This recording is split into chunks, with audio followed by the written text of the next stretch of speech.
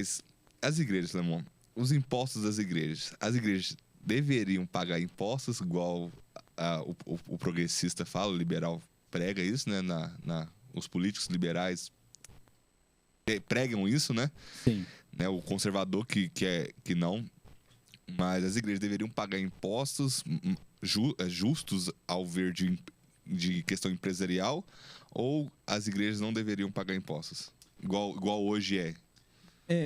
Separando, eu acho que seria melhor separar entre igrejas que tem, por exemplo, TV própria, ou a igrejinha, e diferentemente da igrejinha pequenininha, que só tem São vários contextos, 20 né? membros em outro contexto. Porque tem igrejas que tem empresas, né, além da igreja, e tem igrejas que são só igrejas mesmo. Eu acho que você pode falar como cristão e como empreendedor, né? Porque eu acho que vai ser legal. Ou se não for a mesma, aí... Não, cara, essa minha opinião, ela não é nem como empreendedor. Essa minha opinião é como cidadão mesmo e como cristão, tá? E aí eu... Essa minha opinião também é um tanto polêmica. Porque Lemon quer que feche as igrejas. Vamos lá, mais um. Porque o que acontece, cara? Vamos pensar o seguinte. Primeiro, eu queria tirar dessa fala. Primeiro, eu queria tirar dessa fala a fala igreja. Eu queria colocar aqui o tipo jurídico de uma igreja, que é uma associação. Tá? Então, eu vou colocar como uma associação. Porque aí eu não vou estar falando só de igreja, seja ela católica, evangélica, eu vou falar também de outros credos religiosos, enfim, de todos eles, tá? A ideia da imunidade tributária aplicada às igrejas, é porque a igreja ela é uma extensão do trabalho social que o Estado realiza, portanto, se eu não tributar a igreja, eu estou favorecendo para que ela socialmente se regularize ou se organize para um atendimento, por exemplo, para o atendimento de uma necessidade de um drogado, para o atendimento de uma necessidade de uma pessoa passando necessidades e assim por diante. O trabalho social, cuidar das pessoas, tipo, como o pastor faz também, é considerado um trabalho social nesse aspecto aí? Sim, ou sim. É também, né? É também um trabalho Porque social. Porque é um apoio psicológico, né? Muitas vezes. Sim, pode ser um apoio psicológico. Então, assim, por exemplo, quando eu vou... quando tem associações, e eu vou chamar só de associações, mas as igrejas estão incluídas nisso, tem associações que atuam, por exemplo, apoiando, dando tratamento psicológico, dando tratamento psiquiátrico, trabalhando a questão de saúde. Cuidando até dos animais, né, também. Cuidando dos animais, enfim. Então, esse é um papel social relevante e importante para que as associações, de uma maneira geral, fazem. E o Estado, muitas vezes, não consegue chegar onde essas igrejas ou essas associações estão. Então, eu acho relevante a imunidade tributária e sou a favor da imunidade tributária. Ponto. Falado sobre a imunidade tributária, que eu sou favorável, que eu acho que o Estado, de fato, tem um ganho social com a presença dessas associações, que sejam igrejas, que sejam... qualquer outro tipo de atuação. Agora, tem um outro lado, que é o lado do seguinte. Para mim, o que falha na legislação brasileira é que a legislação brasileira ela não dá obrigatoriedade de comprovação social. Ela simplesmente oferece a imunidade, mas não pede a contrapartida. O que eu quero dizer com isso? Para mim, a imunidade de uma igreja, por exemplo, ela precisaria estar condicionada a um balanço social. Entendi. Ou seja... Com prestação de conta mesmo.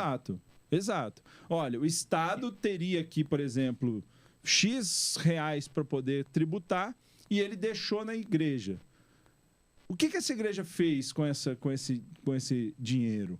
Essa igreja, aí tem a questão, ela usou de forma irregular ou para aumentar o patrimônio? Uma fiscalização maior, então. Então, assim, ou a igreja, de repente, deu em cesta básica. Isso seria até bom pro próprio cristianismo, né? Exato. Cresceria o Mas tem mais cristianismo, né? transparência. É, cresceria o cristianismo. Então, ou seja, se eu dei cesta básica, se eu dei atendimento psicológico, se eu fiz uma missão para poder atender pessoas em vulnerabilidade social, se eu fiz uma situação... Então, ou seja, eu coloco ali num relatório social e todo o trabalho social que a igreja estaria fazendo que dá sustentação para a ideia da imunidade tributária. E hoje isso é zero. Hoje isso é zero. Hoje eu não tenho esse acompanhamento e essa contrapartida que o Estado poderia ter. Então, a minha visão é a seguinte, eu não sou contra a imunidade tributária e nem estou aqui falando uma caça às bruxas para poder falar que a igreja está errada ou certa. Quem sou eu para falar sobre isso? A minha visão é que só a fundamentação da norma, que é a imunidade é aplicada a tempos religiosos, para que esses tempos religiosos sirvam de fundamentação social, a fundamentação social hoje ela não é vista. Então, a minha visão é um pouco nesse sentido, ou seja, eu sou a favor da imunidade, mas eu sou contra não ter a necessidade de um balanço social. Eu tenho que mostrar para a sociedade o que eu estou fazendo com aquele recurso que a própria sociedade permitiu que a igreja ficasse de forma espontânea. Muito legal então, né? A própria igreja às vezes se lasca por não ser transparente. Simplesmente é isso. Dá margem para o homem corromper também, né? Dá margem para corrupção, dá margem para a gente falar, mesmo que não tenha corrupção, pessoas falarem. É porque quando tem a fiscalização e as provas, né? Aí diminuiria até as falácias da igreja, igual você falou, né? Tipo assim, as pessoas falariam menos, viriam mais. Esse pastor realmente é ladrão. Esse não. Porque, do ponto de vista técnico, né? Vocês comentaram aí sobre igrejas que têm empresas também, igreja que tem uma gravadora, igreja e tal. Do ponto de vista técnico, na prática, a maioria dessas igrejas, porque... Elas têm empresa, mas ela lança tudo como dízimo, né? Lança como tudo oferta e diz a maioria delas. Não, às vezes... o que acontece? Nós temos aí uma situação que é a seguinte. Existe, de fato, algumas igrejas que desviam um pouquinho o fato gerador, que a gente chama no imposto, que ele troca, né? Você, ao invés de comprar um livro de R$20, você dá uma oferta de R$20, você ganha o livro. Então, na verdade, você dá a oferta e ganha o livro, né? Uhum. Mas isso aí também, isso aí é o que a gente chama na legislação tributária de simulação de fato gerador. Então, o que deveria acontecer? O que deveria acontecer é o seguinte, independente do que você dê de oferta, você receber um livro, e aí sim, de fato, é uma doação. Aí sim, Entendi. De fato, né? Não é uma condição. Sem estipular nem mínimo, nem nada. Exatamente. Agora, outras igrejas já fazem diferente. Aí já tem uma livraria que, aí sim, ela tem uma livraria, a pessoa entra, compra o livro, CNPJ distinto e tal. E ali ela está regular, está correta. Né? O que a gente poderia discutir aqui é se, eventualmente, os donos dessa livraria, quem são, enfim, essas questões, mas aí eu acho que já não entraria no âmbito aí da legalidade. A legalidade existe nesse caso. É igual igrejas que têm gravadoras. Tem gravadoras, vendem os CDs, pagam os impostos sobre os CDs. Por quê?